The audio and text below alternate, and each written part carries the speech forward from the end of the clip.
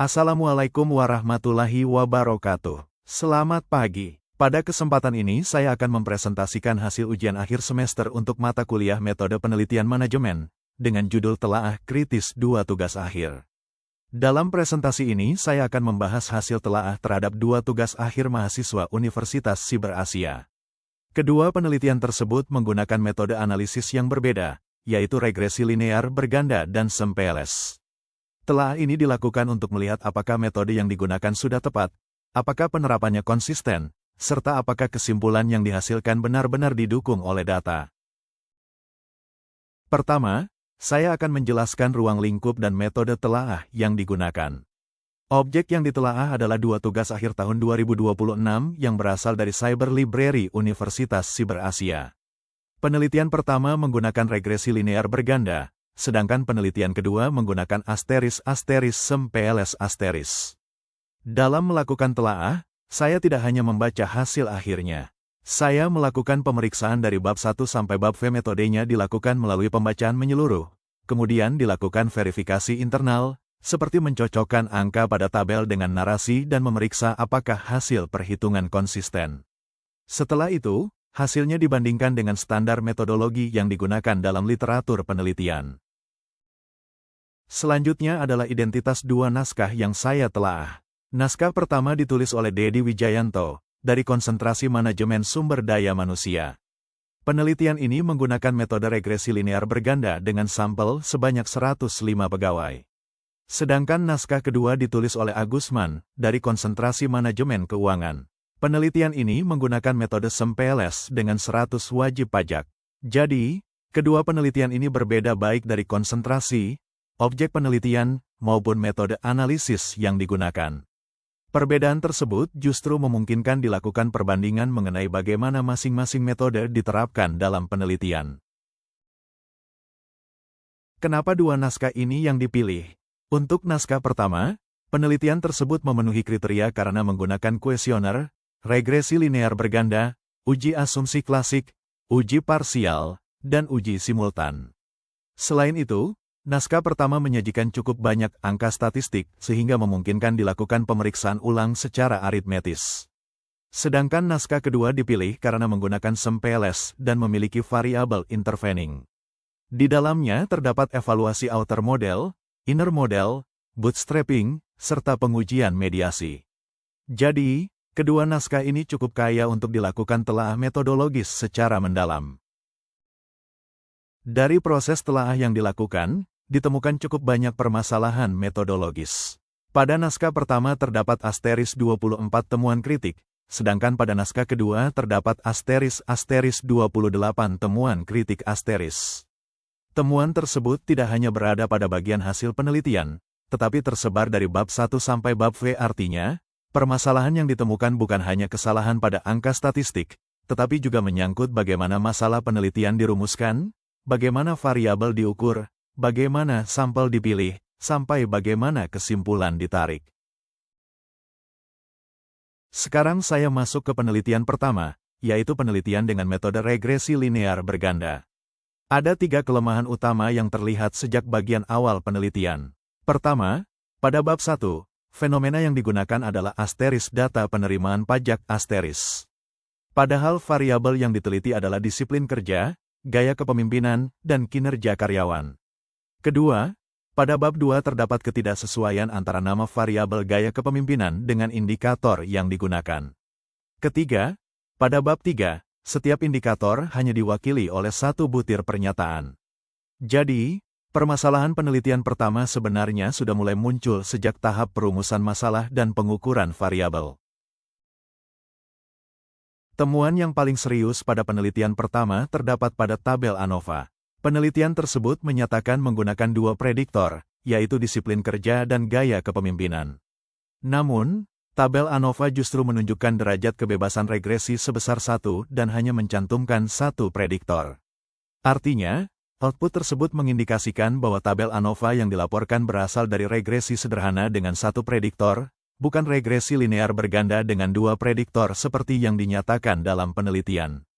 Selain itu, Nilai F sebesar 28,380 juga tidak konsisten dengan nilai R-square sebesar 0,738 pada 105 responden dan 2 prediktor. Karena itu, hasil statistik penelitian pertama perlu dihitung ulang dari data mentah sebelum kesimpulannya dapat benar-benar dipercaya. Jika dilihat berdasarkan babnya, temuan pada penelitian pertama tersebar cukup luas. Pada bab 1 terdapat masalah terkait fenomena dan tidak adanya prasurvei. Pada bab 2 terdapat masalah sitasi sekunder, konstruk yang tidak sesuai, dan pengembangan teori. Pada bab 3 terdapat masalah pada instrumen, skala pengukuran, serta sampling. Kemudian pada bab 4 ditemukan berbagai masalah statistik, termasuk ANOVA, nilai F, T-tabel, dan interpretasi konstanta. Sedangkan pada bab 5, masalahnya terutama berkaitan dengan kesimpulan, saran, dan keterbatasan penelitian. Jadi, permasalahan penelitian pertama bersifat cukup menyeluruh dan bukan hanya kesalahan teknis pada satu tabel. Namun, penelitian pertama masih dapat diperbaiki tanpa harus mengganti topik. Ada 3 perbaikan yang menjadi prioritas. Pertama, Asteris membenahi fenomena penelitian Asteris. Data penerimaan pajak sebaiknya diganti dengan data yang benar-benar berkaitan dengan disiplin, kepemimpinan, dan kinerja pegawai, misalnya data absensi, keterlambatan, pelanggaran disiplin, atau capaian kinerja. Kedua, Asteris memperbaiki instrumen Asteris. Setiap indikator sebaiknya tidak hanya menggunakan satu pertanyaan, tetapi dikembangkan menjadi beberapa butir sehingga kualitas pengukuran dapat dievaluasi.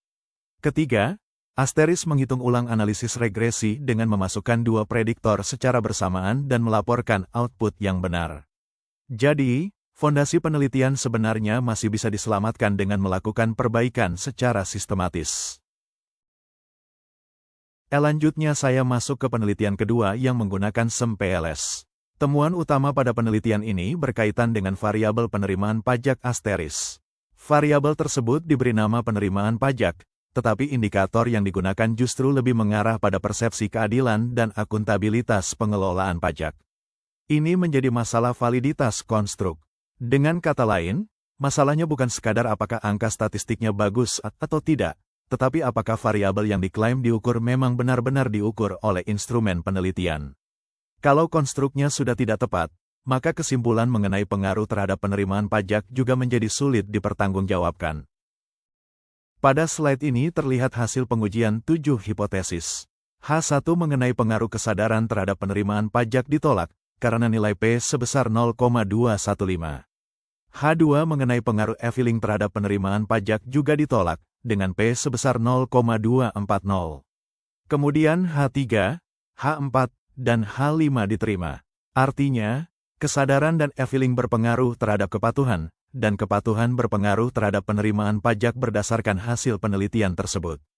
Namun yang menarik adalah H6 dan H7, yaitu kedua hipotesis mengenai mediasi, justru ditolak. Jadi terdapat kondisi di mana jalur-jalur pembentuk mediasi signifikan, tetapi efek tidak langsungnya tidak signifikan. Pola seperti ini perlu diperiksa lebih lanjut, terutama dari sisi kecukupan sampel dan kekuatan pengujian.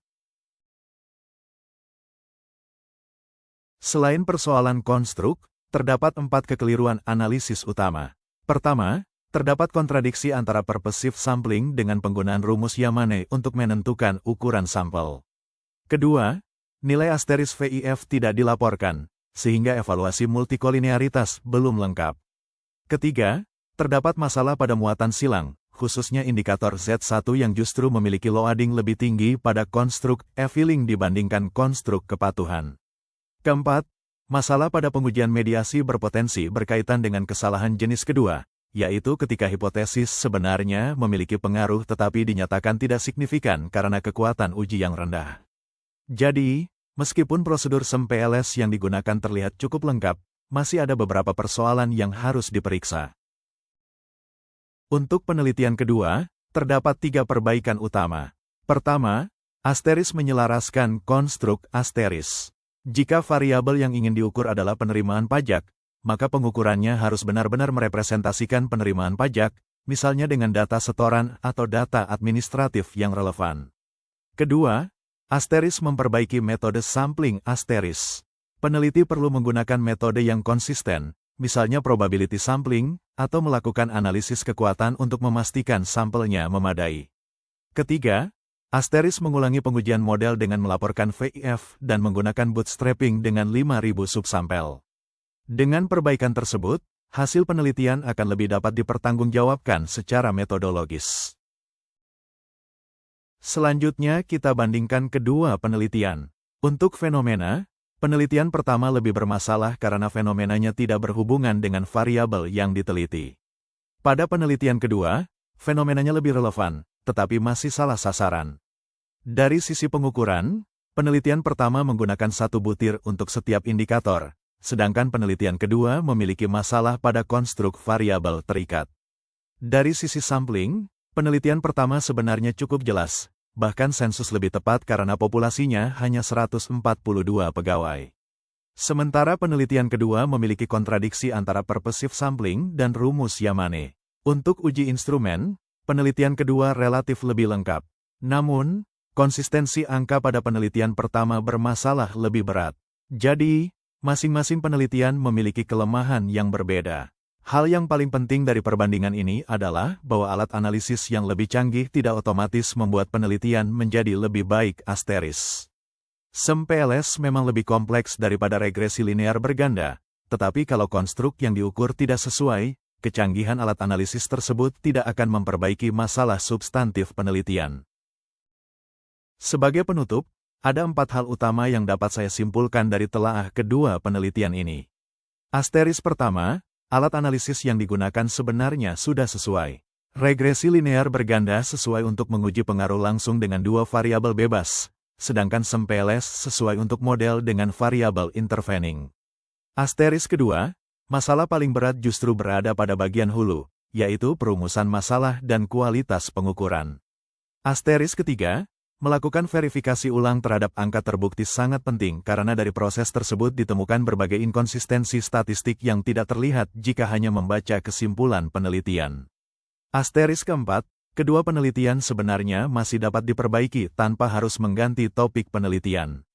Jadi, pelajaran utama dari telah ini adalah bahwa kualitas penelitian tidak hanya ditentukan oleh kecanggihan metode statistik, tetapi juga oleh ketepatan masalah, kualitas pengukuran, konsistensi data, dan ketepatan dalam menarik kesimpulan. Demikian presentasi telaah kritis terhadap 2 tugas akhir yang dapat saya sampaikan. Terima kasih atas perhatian Bapak, Ibu. Wassalamualaikum warahmatullahi wabarakatuh.